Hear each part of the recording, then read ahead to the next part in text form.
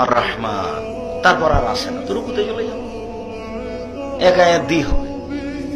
আল্লাহ বলছেন তুমি পড়ো কোরআন মাজিদ থেকে যা সহজ হয়।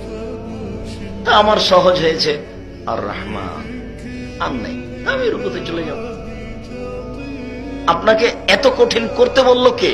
ও তো হুজুর বলেছে যে ছি ছি ছি ছি, হামজার জায়গাতে আইন করেছে, এর পিছনে নামাজ হবে না। হুজুর জীবনে কোনোদিন শরীয়ত মেপে দেখেনি আসলে ঘটনা কি। উমর রাদিয়াল্লাহু তাআলা এক লোকের গলায় গামছা পেঁচে টেনে ধরে নিয়েছে রাসূলের কাছে। আল্লাহ রাসূল যেভাবে কোরআন মাজিদ পড়িয়েছেন তার উল্টা পড়ছে। তখন আল্লাহ রাসূল বলছেন ওকে আগে ছাড়ো তো, এভাবে ধরে নিয়ে ওকে আগে ছেড়ে দাও। ছেড়ে যখন দিয়েছেন, পড়ো পড়ো তো কোরআন মাজিদ, তো পড়েছে। উমর তুমি পড়ো তো, উমর পড়লেন রাদিয়াল্লাহু তাআলা। তখন আল্লাহ রাসূল বলছেন এটাও অবতীর্ণ হয়েছে, এটাও অবতীর্ণ হয়েছে। কোরআন মাজিদ অবতীর্ণ হয়েছে 7 লোগাতে।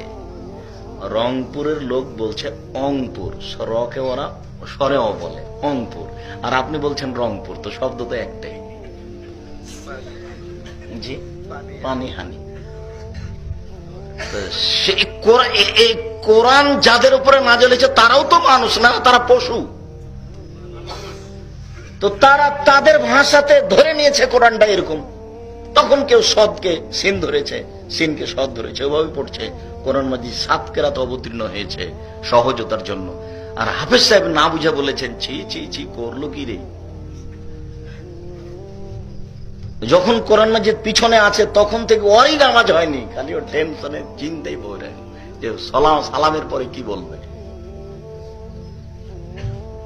খুব ব্যস্ততার মধ্যে সালাত কেটেছে, সময় কেটেছে, সালাতই হয়নি তার। ও বলছে হয়নি এর। মতো রাগ করলে হয়?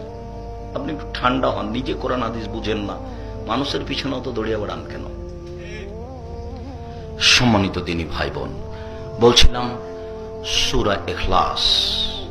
আচ্ছা, সবাই অভিযোগ করল আল্লাহ নবীর কাছে, আল্লাহ রাসূল আমাদের ইমাম খালি শেষে সূরা ইখলাস পড়েন।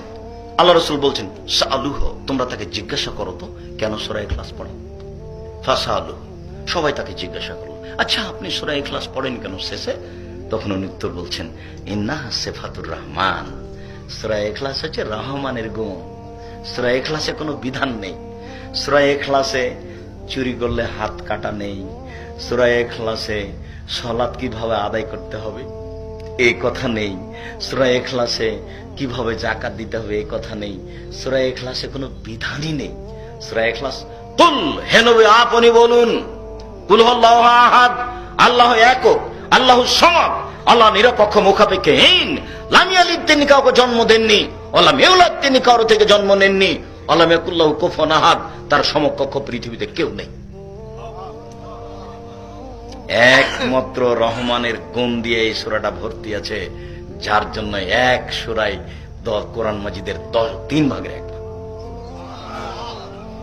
যার জন্য 3 বার পড়লেই আপনার 1 বার কোরআন মাজিদ। সূরা ইয়াসিন 1 বার পড়লে 10 বার কোরআন মাজিদ পড়া হবে, নগদ মিথ্যে হাদিস জাল।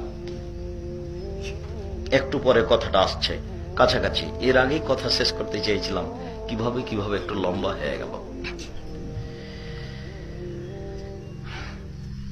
একজন লোক এসে বলছে আল্লাহ রাসূল ওই সূরাতুল ইখলাস, আমি সূরা ইখলাস ভালোবাসি। তখন আল্লাহ রাসূল বলছেন হুব্বুকা আদখালাকা লাকাল জান্নাহ, আল্লাহ তোমাকে এই ভালোবাসায় জান্নাতে দিয়ে দিবেন। সূরা ইখলাস, সূরা ফালাক, সূরা নাস। আয়েশা রাদিয়াল্লাহু তাআলা আনহা বলেন কানা রাসূলুল্লাহ সাল্লাল্লাহু আলাইহি ওয়াসাল্লাম ইয়াজি ইলা ফিরাশি, যখন আল্লাহ রাসূল বিছানায় শুইতে যাইতেন, জামা কাফাইহি, তখন 2 হাতকে জমা করতেন, ও নাফাকা ফিহিমা, একটু থুথু দিয়ে দিতেন, ও কারা ফিহিমা, তারপরে তাতে পড়তেন সূরা ইখলাস, সূরা ফালাক, সূরা নাস। সুমিয়ামসাহু বিহিমা ওয়াজহু আলা ওয়াজহিহি ওয়া রাসিহি ওয়া জাসাদিহি, তারপর তিনি তার হাত দুটি মাথা থেকে মুখের উপর দিয়ে শরীরের উপর দিয়ে ঘোরাতেন, মাস্তাতা, যতদূর সম্ভব। এফালু যালিকা সালাসা মাররাতিন, তিনি এরকম 3 বার করতেন। তাহলে আবার সূরা ইখলাস, সূরা ফালাক, সূরা নাস,